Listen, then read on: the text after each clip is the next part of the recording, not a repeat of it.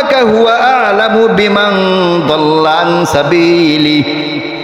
ইন্না রাব্বাকা আ'লামু, অবশ্যই তোমার রব, অবশ্যই তোমার আল্লাহ, অবশ্যই তোমার মালিক, অবশ্যই আল্লাহ রাব্বুল আলামিন জানেন কে পথভ্রষ্ট হবে আর কে পথভ্রষ্ট হবে না, হিদায়াত পাবে। হিদায়াতের দায়িত্ব কার? হিদায়াতের দায়িত্ব কার হাতে? আল্লাহর হাতে। যতই কিছু বুঝাও, হিদায়াত তুমি দিতে পারবা না।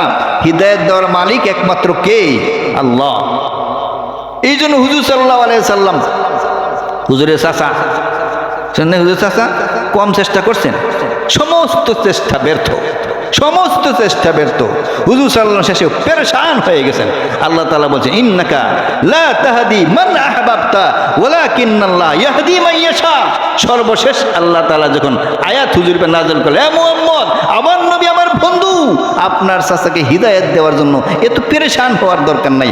আল্লাহ যাকে হিদায়াত দিবে সেই হিদায়াত পাবে, যাকে হিদায়াত দিবে না সেই হিদায়াত পাবে না।